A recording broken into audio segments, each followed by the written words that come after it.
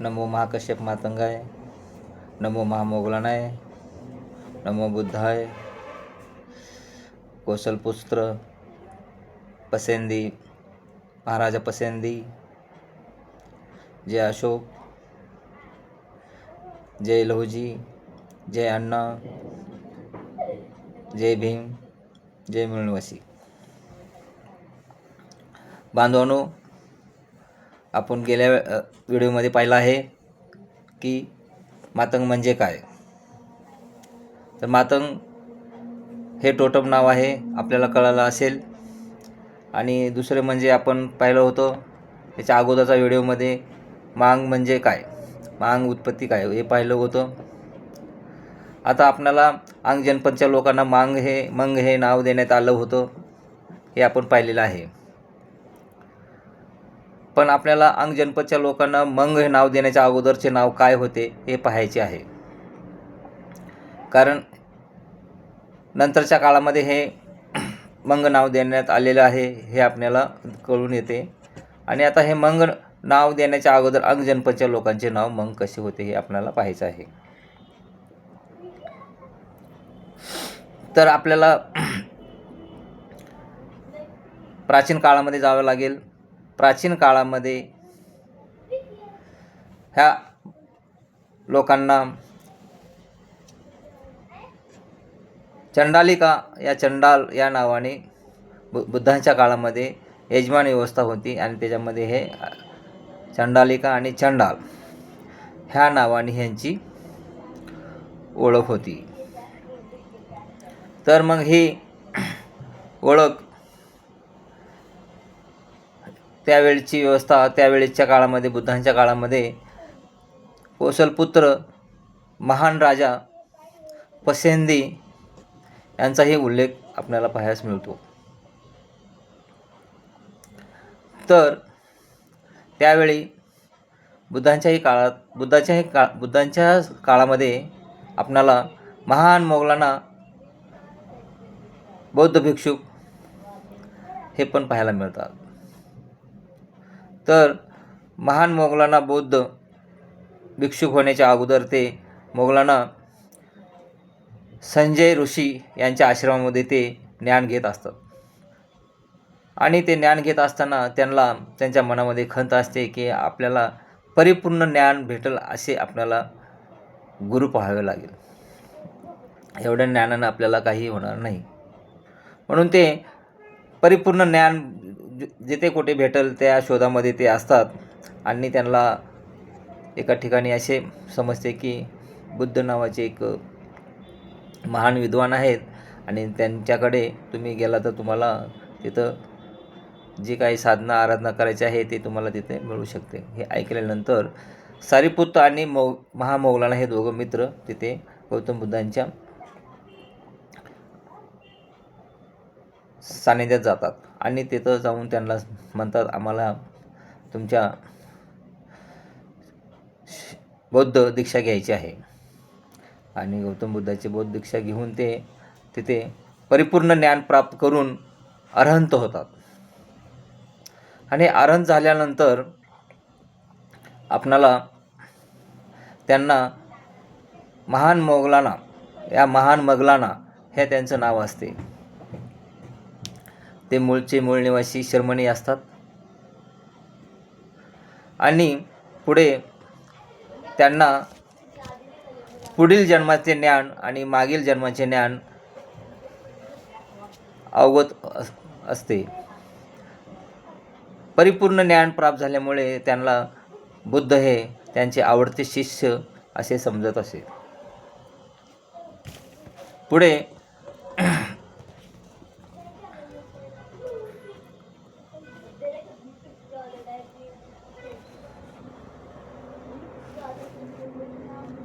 त्यांच्या महामौलानाच्या परिपूर्ण ज्ञान प्राप्त झाल्यानंतर बुद्धांच्या ज्ञानाची महती मिळते व ते त्यांच्याकडे जाऊन त्यांच्याकडून धम्मदीक्षा घेतात व अरहंत होतात.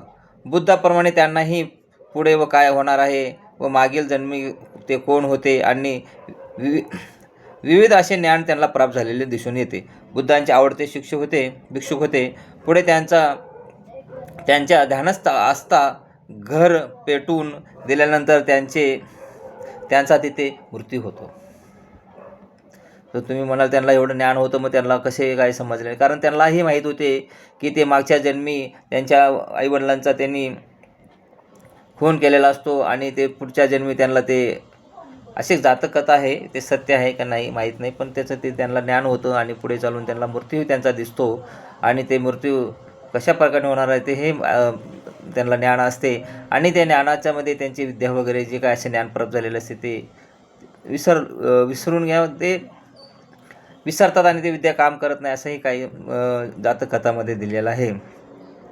पुढे एक पुस्तक आहे मेघवंशी इतिहास व संस्कृती. हे पुस्तक आपणाला भरपूर काही जातकथावरून ते लिहिलेलं आहे आणि त्याचे लेखक आहेत तारा रामजी. भाग 1, भाग 2 आणि भाग 3 पण आता एक तेच पुस्तक आलेलं आहे.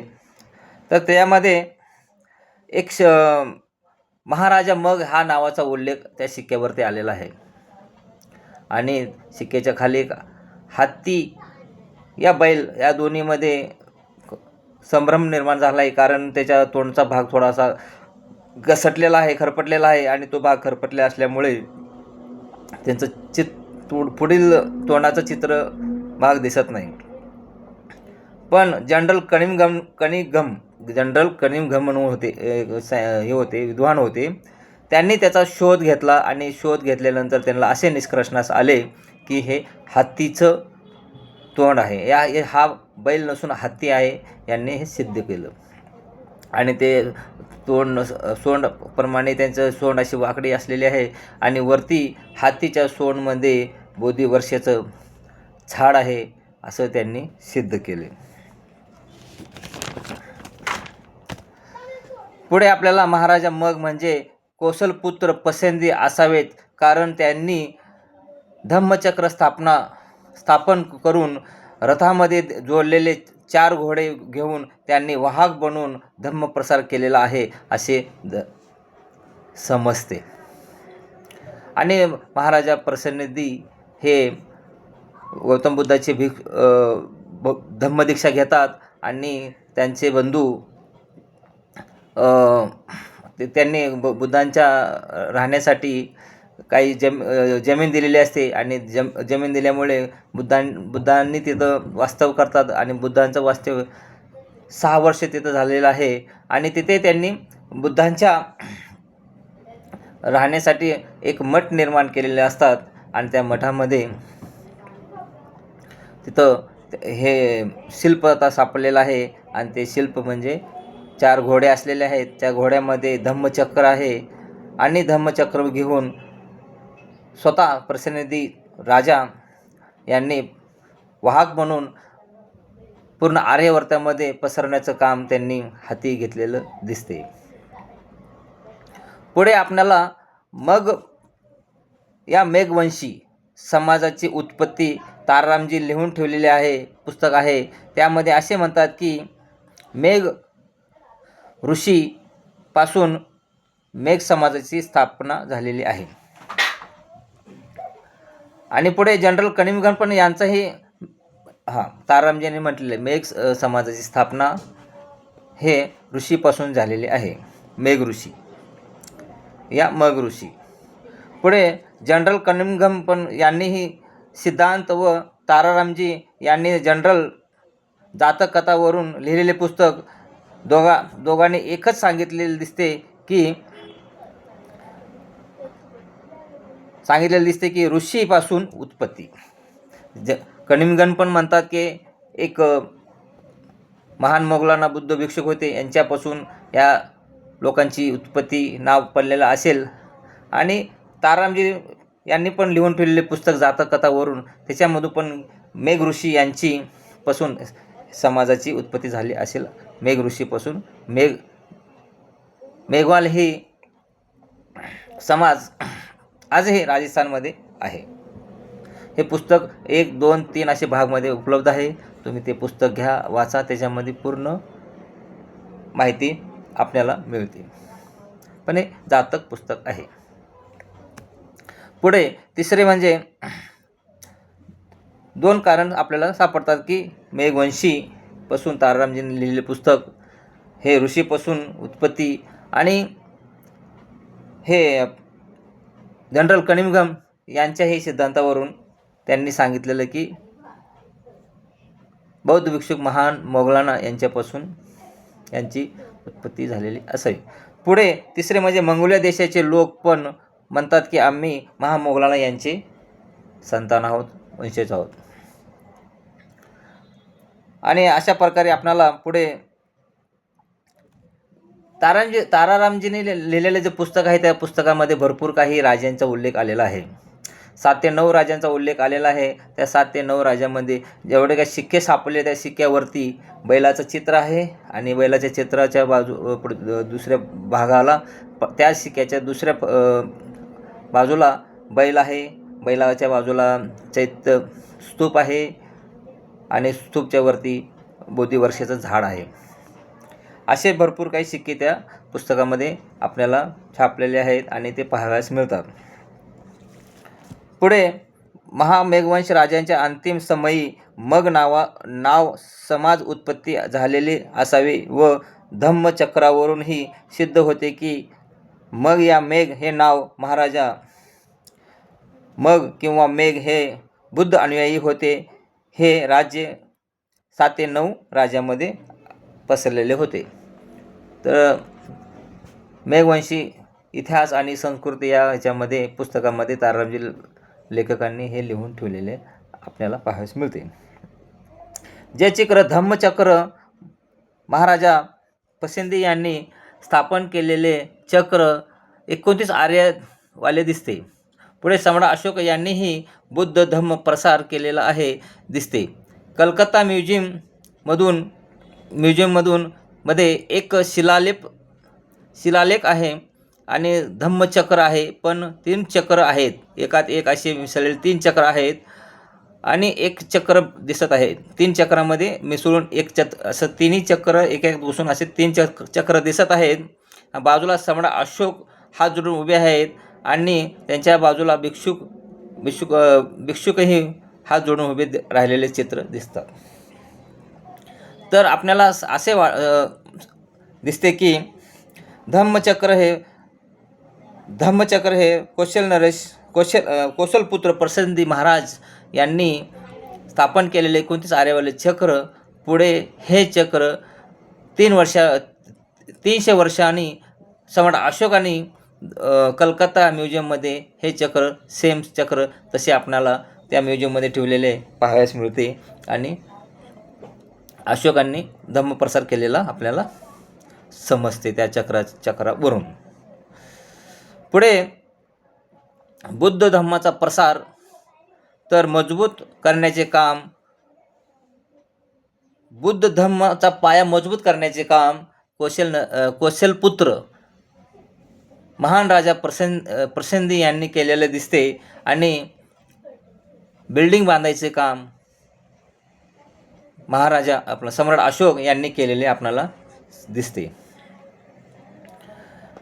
भाजे येथील लेणीमध्येही एक हत्तीचे चित्र आहे. त्यावर एक राजा व त्यांची राणी बसलेली आहे. त्यांच्या पाठीमध्ये त्यांची राणी बसलेली आहे व हत्तीच्या सोंडमध्ये बोधिवृक्षाचे झाड दिसत आहे. तर पुणे येथे भाजे हे लेणी आहे लोणावळा या ठिकाणी. तिथे जर तुम्ही पाहायला गेला असाल तर तिथे तुम्हाला दिसून येते की त्या लेणीमध्ये हत्तीचं चित्र आहे. त्या चित्रावरती एक राजा बसलेला आहे आणि राजाच्या पाठीमागे राणी बसलेली आहे आणि हत्तीच्या सोंडमध्ये असे वाकडे तोंड करून तिथं बोधिवृक्षाचं झाड असं घेऊन थांबलेलं शिल्प पाहायला मिळते. पुढे हे लेणीमध्ये ही लेणी सातवाहन राजांच्या काळात कोरलेली गेलेली आहे व या राजांनी ही बुद्ध धम्म प्रसार करण्याचे काम केलेले दिसते. इसवी सन पूर्वी 2रे शतक व इसवी सनचे 1ले शतकच्या दरम्यान हे लेणी तिथे कोरलेली आहे. हे जवळजवळ इसवी सनाचे 2रे शतक आणि इसवी सनाचे 1ले शतकापासून हे लेणी तिथं कोरलेले आपल्याला दिसत आहे. महाराष्ट्रामध्ये बुद्ध धर्म प्रसार झालेला लेण्याच्या माध्यमातून झालेला आहे दिसतो. महाराष्ट्रामध्ये आपल्याला सातवाहन राजांचे दख्खन पठारावर सातवाहन राजाचे राजे होते आपल्याला पाहावयास मिळते. पण हे राजांनी लेणीमध्ये भाजेच्या लेणीमध्ये शल्यग्रह म्हणून ह्या शल्यग्रह चैत्यग्रह म्हणजे गौतम बुद्धांचे तिथे स्तूप असते आणि तिथं त्याला चैत्यग्रह म्हटलेलं असते. जसं चैत्यभूमी, जसे बाबासाहेब आंबेडकरांची चैत्यभूमी दादरला आहे, त्याचप्रमाणे गौतम बुद्धांचे अनुयायी यांचे तिथे अस्थी असतात आणि त्याच्यावरती ते स्तूप म्हणून बांधलेलं जातं, त्याला चैत्यस्तूप असे म्हणतात. पुढे महाराष्ट्रामध्ये आपल्याला बुद्ध धर्म प्रसार झालेला लेण्याच्या माध्यमातून दिसतो. आणि आता राहायला अंग जनपदची उत्पत्ती आपल्याला च्या माध्यमातून आपण पाहिलेलं आहे. तरी पुढे महाराष्ट्रामध्ये अंग जनपदचे वासी असले तरी महाराष्ट्रामध्ये सातवाहन राजाच्या काळात आलेले असावे, कारण बुद्ध प्रसाराच्या माध्यमातून आलेले असावे आपल्याला असे दिसते. तर काही अंग जनपदचे लोक महाराष्ट्रामध्ये कसे आले, या अंग जनपदवरून महाराष्ट्रात कसा काय आला, तर आपल्याला असे सातवाहन राजाच्या काळामध्ये पाहायला मिळते. सातवाहन राजाच्या काळामध्ये बुद्ध धर्माचा राजाश्रय भेटल्यामुळे इथं बुद्ध धर्म चांगल्या मोठ्या प्रमाणात वाढला गेला आणि त्या माध्यमातून इथं ते बुद्ध धर्माचा प्रसार आणखी व्हावा या माध्यमातून तिथून काही भिक्षुक लोक आणि स्थानिक लोक रहिवासी लोक इकडे वास करण्यासाठी उदरनिर्वाह करण्यासाठी आले असावे असे वाटते, पुरावा नाही. पुढे बुद्धांच्या काळातही लोकांना बुद्धांच्या काळामध्ये आपल्याला सांगितलं की बुद्धांच्या काळामध्ये ह्या लोकांची आयडेंटिटी किंवा ह्या लोकांना यजमान व्यवस्था होती आणि तिथे त्या लोकांना चंडाळ हे नावाने ओळखले जात होते. चंडाळ हे नाव आपल्याला प्रकृती चंडालिकावरून कळते. महाराजा पसंदी यांचा अपमान दासीपुत्र म्हणून झालेलाही दिसतो. महाराजा कौशलपुत्र पसंदी यांचाही अपमान आपल्याला दासीपुत्र म्हणून झालेला शुद्धोधन राजांच्या तिथे सभा होत असते आणि ते सभा होऊन ते परत इकडे आपल्या कौशल नगरी येत असताना तिथं लोकांनी त्यांनी ते बसलेली जागा धुवून घेतलेली हे त्यांना कळतं. त्या रागाच्या, त्या मनमुटावाच्या, त्या वैमनस्या कारणामुळे त्यांनी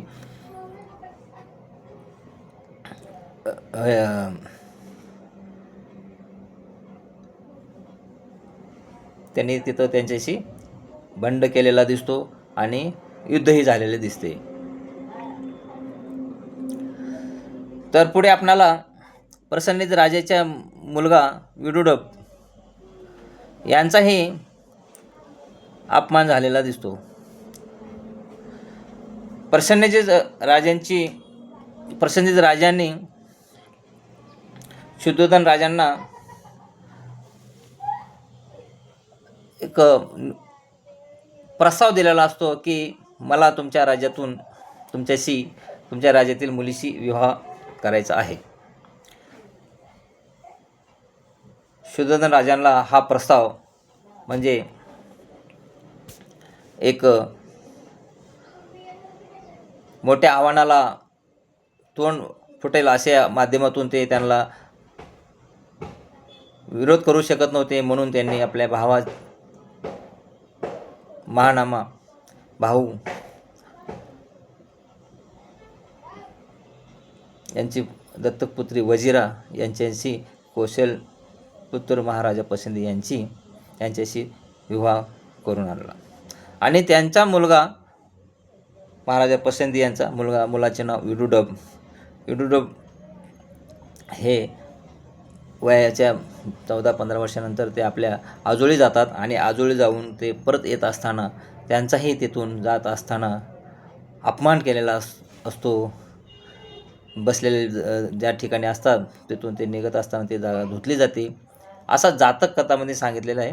इतिहासामध्ये ह्याची लिहून ठेवलेलं कुठे प्रूफ नाही आहे. आणि त्या अनुषंगाने विदुरबांनी परत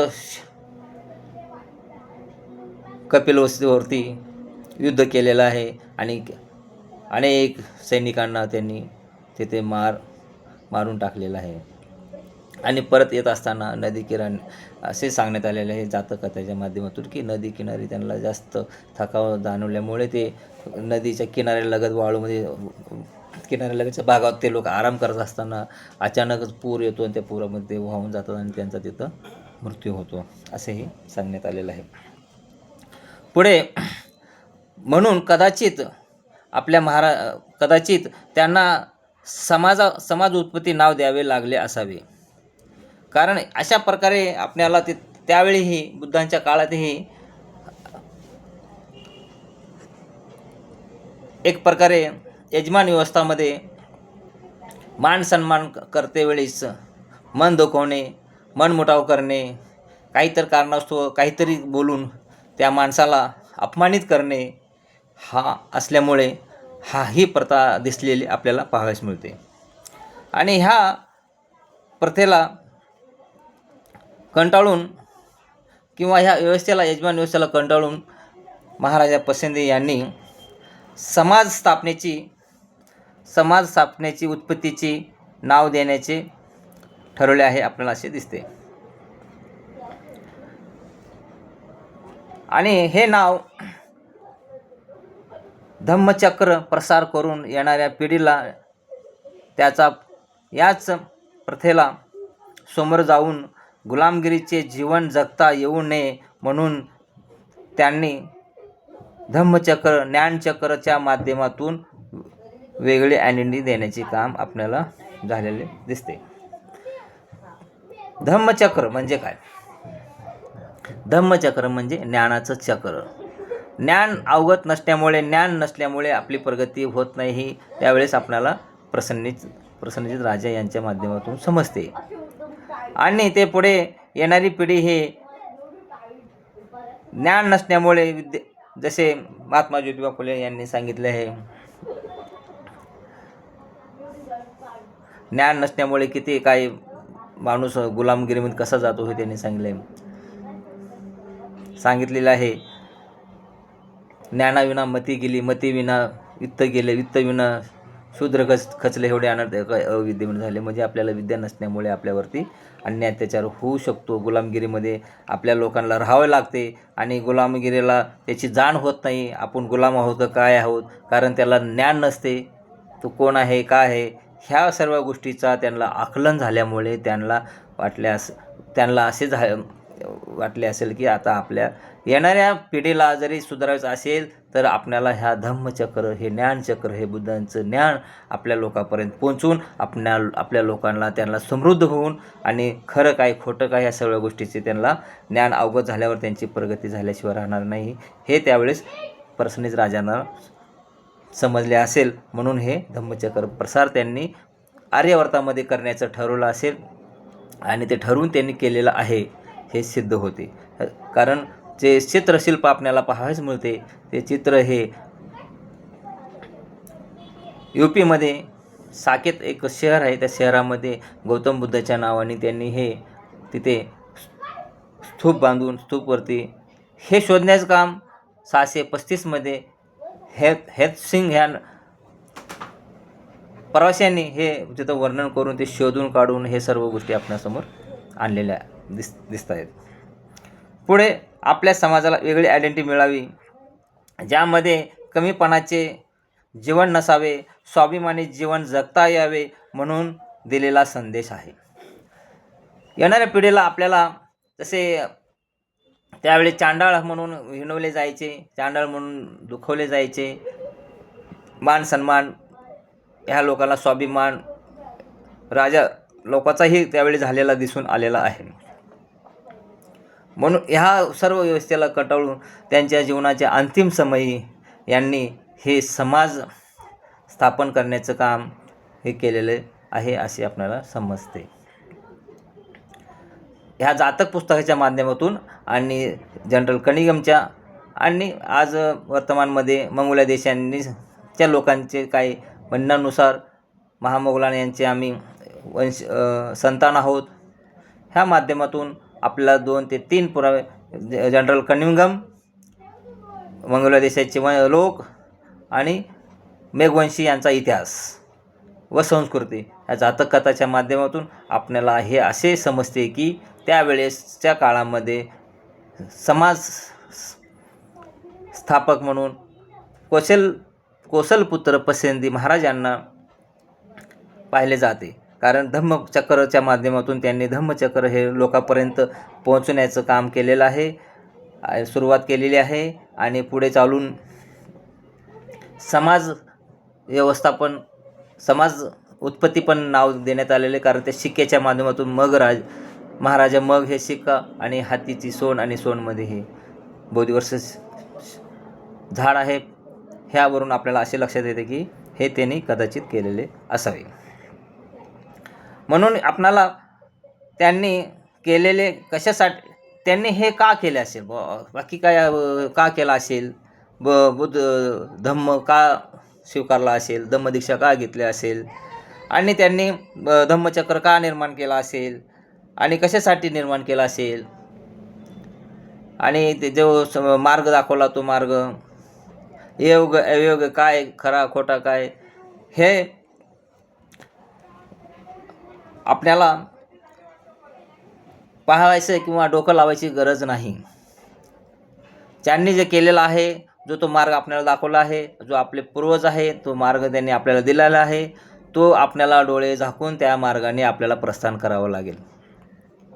त्यांनी केलं, का केलं, कशासाठी केलं, कोणासाठी केलं, कशासाठी, हे प्रश्न करून आपल्या डोक्याची आपण जे काय आपलं ताणतणाव घेऊन आपलं वेळ वाया न घालवता त्याने दिलेला संदेश, त्याने दिलेला मार्ग अपनावून त्यांचा मार्ग आपण अवलंबून त्या मार्गाने आपण प्रस्थान केलं पाहिजे, चाललं पाहिजे.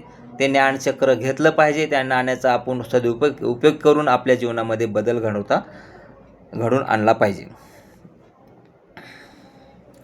आम्हाला त्यांनी दिलेला धम्मचक्र, ज्ञानचक्र घ्यायचं आहे व आपल्यात बदल करून त्यांनी दाखवलेला मार्गाने फक्त चालायचे आहे आणि आपल्या जीवन समृद्ध करायचे, हेच त्यांचा उद्देश असावा. त्यांचा उद्देश तोच आपला उद्देश समजून आपण आपलं चालावे लागेल. त्यांचा उद्देश तोच आपला उद्देश समजून आपल्याला चालावं लागेल. कारण त्यांनी ज्यावेळेस 2500 वर्षापूर्वी जरी त्यांनी आज आपले हे ज्ञान आपल्यापर्यंत पोहोचले नाही आणि आपण त्या ज्ञानाचा त्या ज्ञानापासून आपण दुरावलं गेलो आहोत आणि हे ज्ञान आपल्याला आपल्या राजा प्रसेनजित महाराज यांच्या माध्यमातून आपल्याला मिळालेला आहे. तो आतापर्यंत आपल्याला कळाला नव्हता आणि आता ज्यांना कळाला असेल त्यांनी त्यांची प्रगती करून घेतली असेल आणि ज्यांना कळाला नसेल किंवा त्यांना तो मार्ग दिसला नसेल, तो धम्मचक्र आज आपल्याला आपली आयडेंटिटी म्हणून आपल्याला समोर आलेला आहे. आणि महामोगलांना हे आपले मातंग ऋषी, मंग ऋषीच्या माध्यमातून समाज उत्पत्ती झालेले हे दिसते. आणि हे अशा प्रकारे आपल्या महाराजा लोकांनी त्यावेळेच्या काळामध्ये जो संदेश दिलेला होता, जे आपल्याला जे मार्ग दाखवला होता, तो मार्ग त्यांनी जो का दिला, कसा दिला विचारत न बसता आपण त्या मार्गाने प्रस्थान करावे. ह्या व्हिडिओच्या माध्यमातून हा संदेश आहे. जय लहुजी, जय अण्णा, जय भीम, जय अशोक, जय प्रसेनदी, जय महामोगलांना. नमोद आहे.